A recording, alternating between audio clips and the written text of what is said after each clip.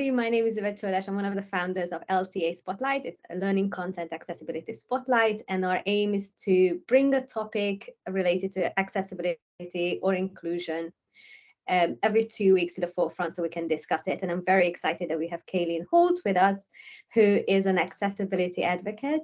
She's also an instructional design consultant at Scissortail Creative Services, and soon to be called, as far as I'm aware, Inclusive LXD. That's right, yes. Yes, I read that.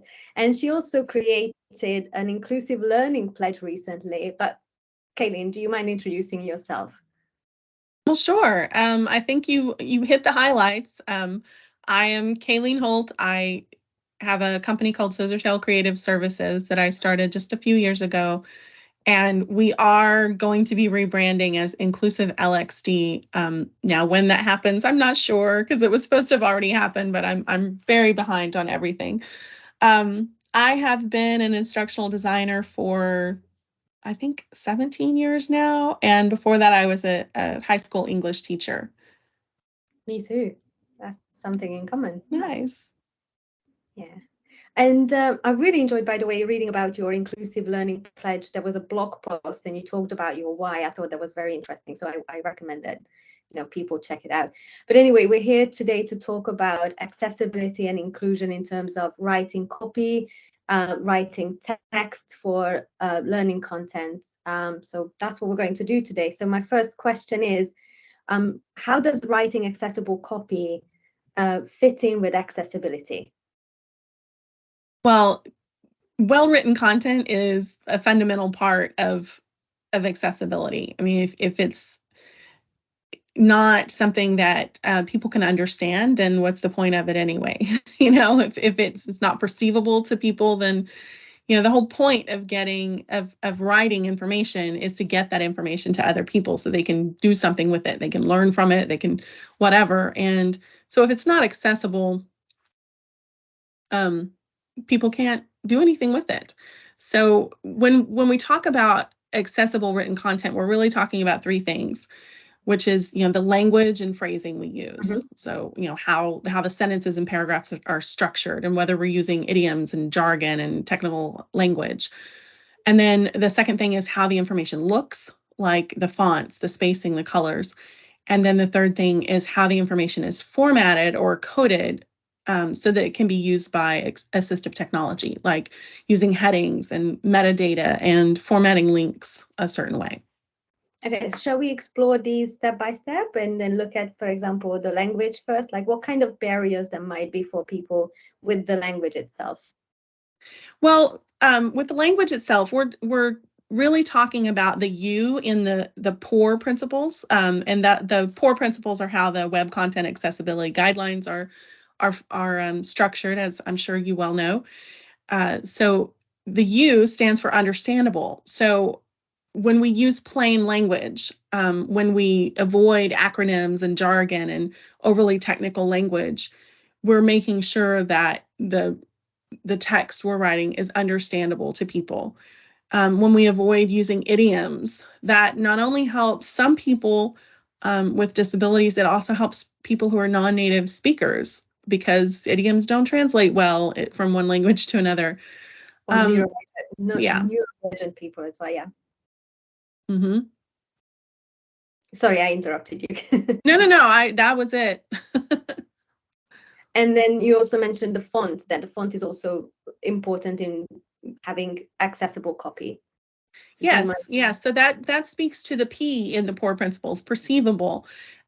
Is it legible, first of all? Because if you use those fancy fonts that people can't read, I remember I was just driving down the highway last week and saw a billboard for something, and it had some really fancy font over on top of this background that was just like fire. I don't know what they were advertising because I couldn't read it. I was driving by and I looked and could not read it in the time it took me to drive by the billboard because of the fancy font and the busy background.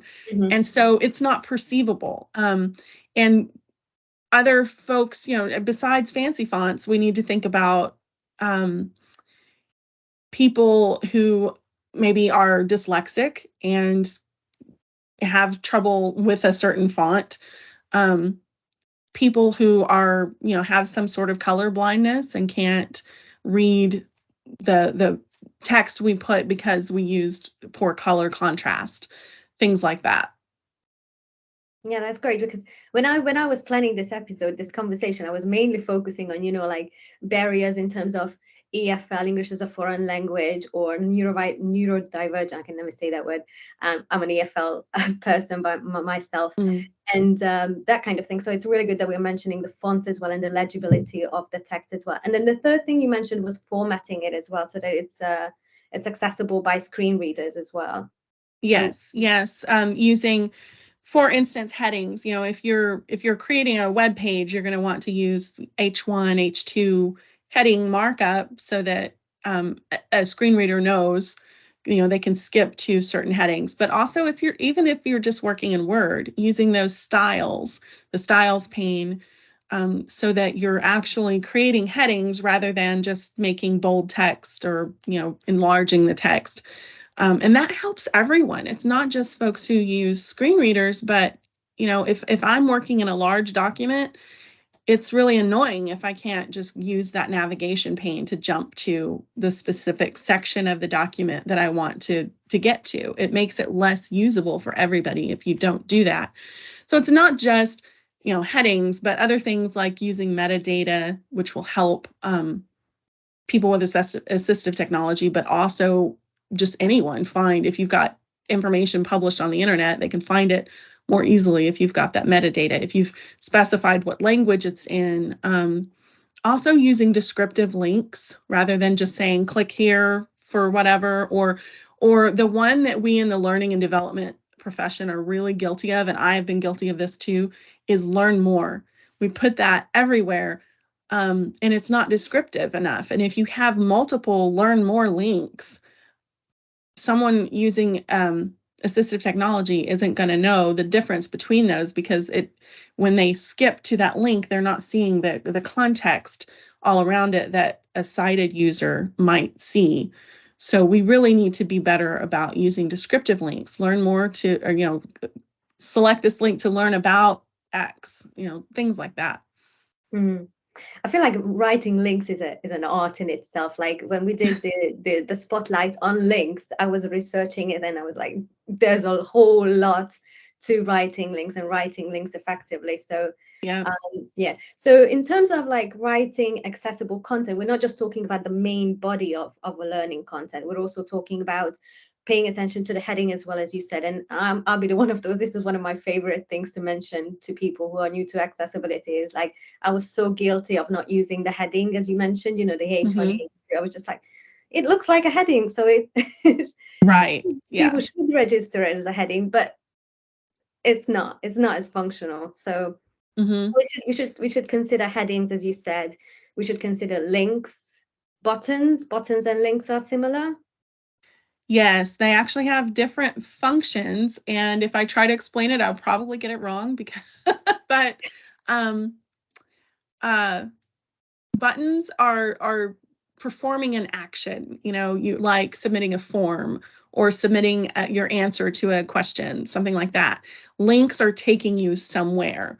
So we really need to use those consistently, and that's a whole different talk. There's guidance out there about that. I've written some about it on my blog, but that's another thing that we in the L&D profession are pretty guilty of, is using buttons when we really should use a link, or vice versa.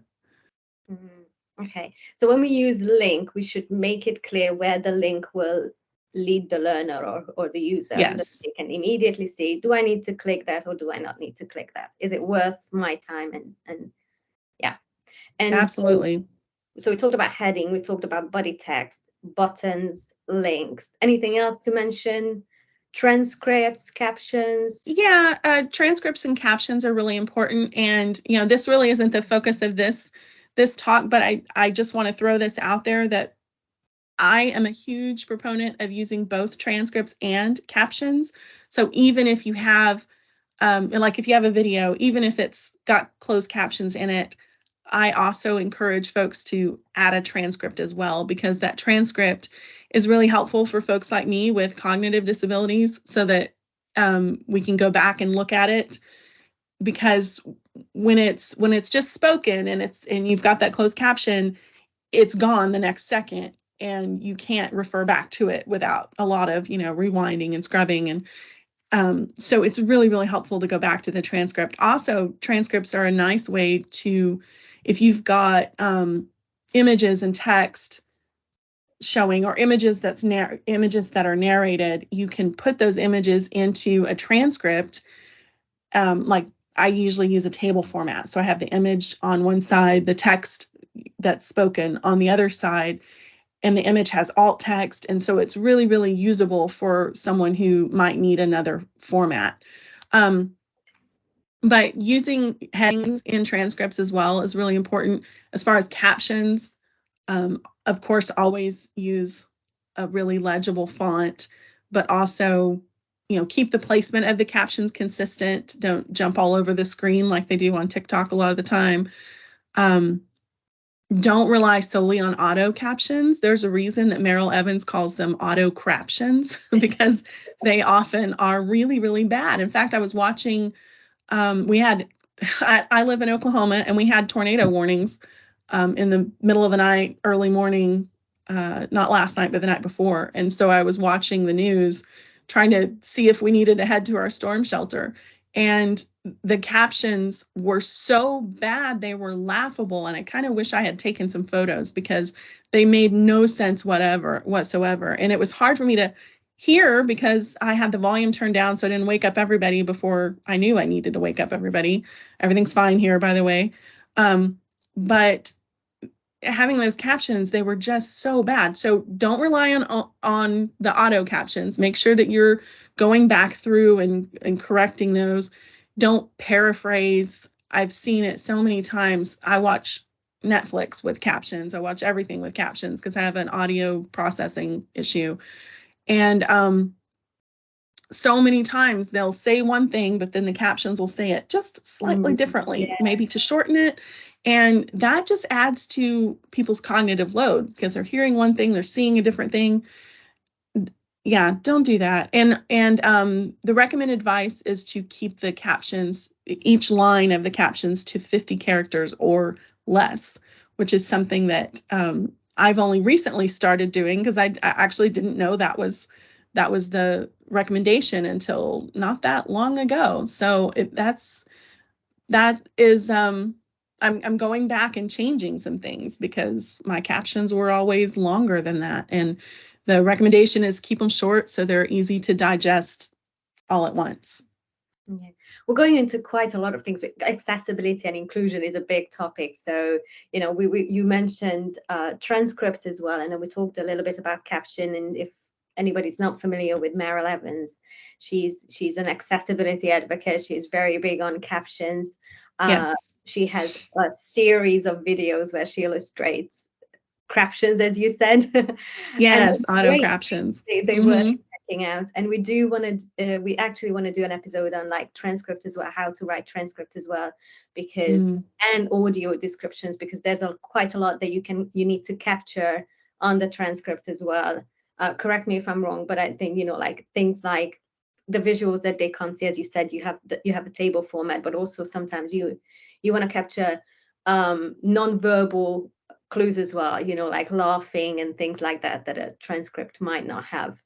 So that's like an art to writing accessible things. Absolutely. Writing really good captions and transcripts really is an art. And I love that Netflix, that Stranger Things got some attention for the captions that they wrote. And Meryl Evans actually weighed in on those captions, that she was a big fan of part of it and not such a big fan of other parts of it. So if you're not following Meryl Evans on LinkedIn, I highly encourage you to. I'll add her LinkedIn profile to the description when we post it. Yeah, she's great. So circling back to like body text, you mentioned idioms, for example. So what issues can idioms cause? Well, the main problem with idioms is for people who are not native speakers of whatever language you're writing in. the idioms just don't translate well. And so they might have a really hard time understanding what you mean. I remember when I was taking Spanish in college, our teacher told us that the phrase, "Oh, come on, you're pulling my leg," meaning that you're kidding with me, you're joking, you're not serious. He said that in Spanish, that is, it translates to "you're taking my hair." So if someone said to you, "Oh, come on, you're taking my hair," most English speakers would have no clue what they meant by that. And so that's the way that idioms kind of work when people are reading in a language that isn't their native language, as well as when we translate. A lot of courses, we're living in a more global society now, and we're translating our courses. And so we have to keep in mind, how is this going to translate? So just saying what you mean plainly is a much better way of writing that content. Another consideration from an accessibility standpoint is that some folks, for instance, many autistic folks, speak very literally. They might not understand what you mean by a certain turn of phrase. Yeah. I would also mention pop culture references. So I'm myself an English as a foreign language speaker. So I feel like I'm fairly good with idioms at this stage. But there are still some idioms when people talk and I'm like, I don't get that. I remember the first time I moved abroad, and then people were talking about bun in the oven. I was like, what? What is that? And yeah, so also like pop culture references. So this is what I wanted to mention. Like people talk about adverts from 10 years ago or 20 years ago, and they will be like, "Oh, you're too young to know that." And I'm like, I'm not young. It's just that I'm not from that culture. I never saw that advert. I don't even know the product because I'm not from that part of the world or things like that. So I think pop culture references is also something to perhaps add to the list of like being careful. Absolutely. And being Yes, pop culture, and for me, it's sports lingo. I cannot follow you if you're talking sports lingo because I don't watch sports. I never have been interested in sports. And so if you're speaking in baseball metaphors or something, I'm probably not going to follow what you mean. True. It's true. I'm with you on that. Okay. One more thing that I wanted to ask you is puns. How do we deal with puns, for example, when a pun is like an important element of the joke? Yeah, that's a really tough question that I don't have a good answer for, unfortunately. I can say if it's part of a graphic, like if it's a cartoon or something, you can explain it in the alt text. Like the example you mentioned that when you were a teacher, you had a poster saying English teachers are always right, and right was spelled WRITE. Well, you could explain that in alt text for a graphic, but you would need to probably spell right like W period R period I period T period E period, so that the screen reader would read it as the letters, or space between the letters is probably a better way to do it, so that the screen reader would read those individual letters rather than the word. But if it's just in text, I'm not really sure how you would do that. I don't know. That's a good question. But if it's alt text, yeah, I think that's what I would perhaps do, right? Like English teachers always write brackets spelled and then spell it out. But yeah, okay. Well, we might get somebody to comment on that and have I would love to hear other people's creative solutions to that. I think that might be one of the things where maybe we avoid it unless there's a way to explain it in alt text or something. We might not even need it. I can't think of a specific example when a pun would be so important to a learning context. I was trying to. I can tell you one. There's a Twitter account I follow that's at Dog Rates. It's We Rate Dogs Twitter account, and I actually have their daily calendar, which I haven't torn off any pages since August, but they always show just a really cute dog and have some cute little write up, and sometimes it's something really silly. They use puns sometimes, but I've noticed in their Twitter feed that they also are very creative about the alt text that they use, and they explain their jokes pretty well. In fact, I have a blog post planned on alt text, referring to the Dog Rates account, as well as some other folks who just do a really good job. That new telescope, and I can never remember the name of it, but NASA has really created some amazing alt text for some of the images that they've gotten back that do a great job of getting across the majesty, the wonder that you're seeing when you see those photos. Yeah, I remember that post. Maybe I could locate that and post it if I find it. Yeah, it was very describe something that is incomprehensible to many people, like the skies and whatever. Oh, yeah. I got that. Okay, so in terms of like somebody finishes their learning content, or actually is in the process of writing it, what would you say is that, so they should watch out for not using idioms, not using perhaps complex words, pop culture references, using legible font, white or standard background so that it doesn't interfere with the font? What else do they need to watch out for? Well, I think writing in plain language is the number one tip I would share for making sure that you're writing accessible copy. And here in the US, the website plainlanguage.gov is our government resource for plain language guidelines, and it's a really good resource. They've got a plain language guideline thing. I believe they've got something you can download. It's been a little while since I looked at it, but lots of really great tips there. So really what you want to do is write to about, well, this might not translate too well to the UK, but in the US, a 9th grade reading level. I don't know what that is. I don't know how the grades are done there. What? We say, I don't know if it's the same age, but we understand it's like, secondary school students or 12th grade, whatever. Yeah, but basically not college level.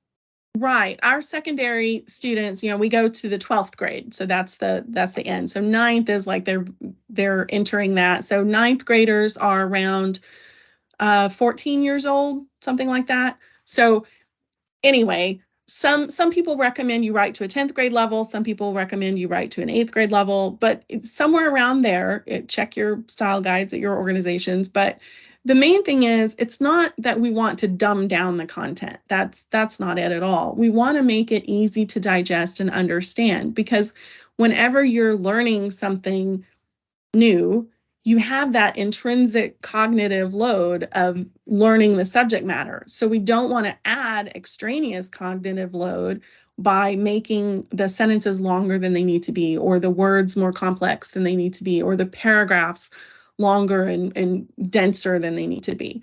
So we need to just make sure that we're writing in the simplest way we can. And for content that is for a learner, we need to speak directly to that learner rather than talking about them.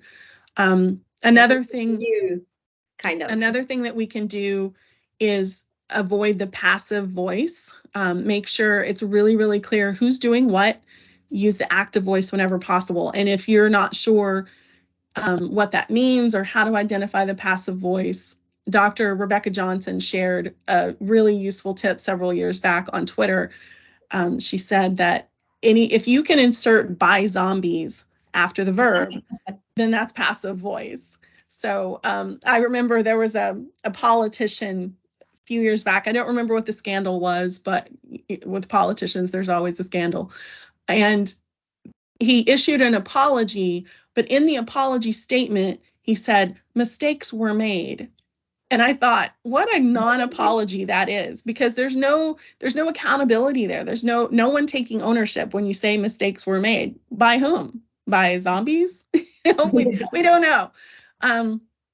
Another thing to watch out for if you want to use plain language is prepositional phrases. Now, prepositional phrases aren't bad in and of themselves. There was one just then, in and of themselves, that's two. So prepositional phrases start with those words like to and on and of and for, but a lot of the time they hide wordiness.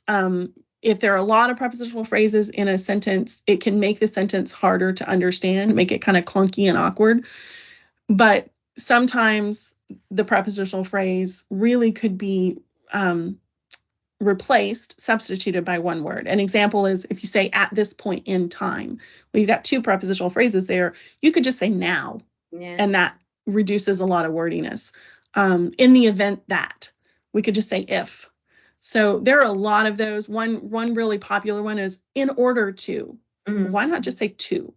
It's anything you can do to tighten up your sentences and shorten them, make them simpler, is going to make it easier for someone to understand, and completely get rid of those filler phrases like it is important to note that. You don't need any of those words. That's a good one. I've not heard that before. So prepositional phrase, I took a note of that. And passive as well. I didn't think about that. I was always thinking about idioms and pop culture references, etc. Okay, so these are what they pay attention to when they write the content. Is there like a checklist that you're aware that they can use once they have finished it, so that they can or plainlanguage.gov may have one. I don't know. I have a couple of blog posts at scissortailcs.com about using plain language. If you go there, go to the blog, search for plain language, you'll find them pretty easily. So I've got those tips there, but the plainlanguage.gov is probably the best resource for finding that. Now, as far as, it's not a checklist, but some tools you can use. There are a few different tools you can use that will help with plain language. One is just, if you're using Microsoft Word, use the built-in document statistics that you get. In my version of Word, it shows up under Editor on the Review tab of Word. But in older versions, it was just in the spelling and grammar check. When you did that at the end, it would pop up with the reading level statistics and percentage of passive voice used and things like that. So that is really, really helpful. Another one is Grammarly. Now there's a free version of Grammarly, which is what I use, that highlights anything you're writing, usually on the web, that can help you tighten up your phrasing. Another one is the Hemingway editor. It's hemingwayapp.com. And you can copy paste a bunch of text in there and it will highlight issues for you. It'll find basically the same stuff that Microsoft Word finds. So if you're using Word, you don't necessarily need to use both, but it's a good way to check, to just do another check and make sure that you don't have excessive wordiness or other issues that might interfere with readability. I was aware of Grammarly. I don't use Hemingway, but I was aware of Grammarly showing these statistics of, like, the amount of passive. I wasn't aware of words. So again, useful information. Okay, so I think my final question was going to be, do you have any final tips or helpful resources? We kind of covered that already, but anything else to add to the resources, the tips? No, I think that pretty much covers it. I guess that the only other tip I have is to read your writing out loud.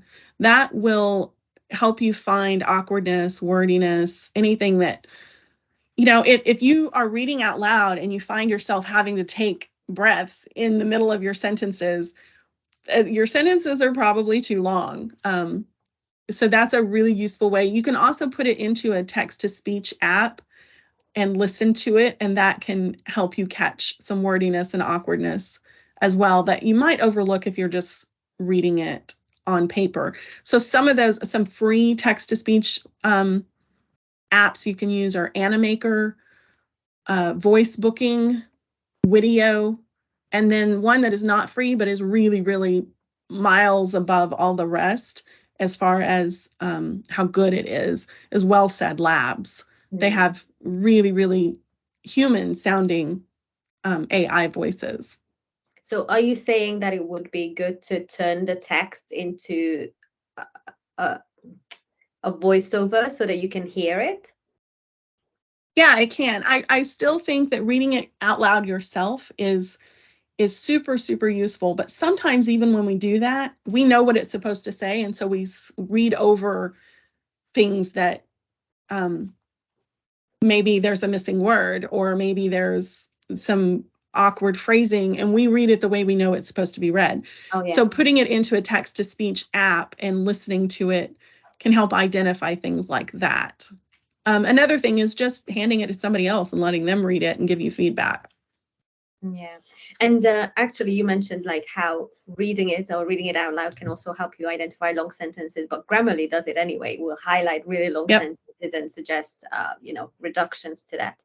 Yes, okay, absolutely. Yeah.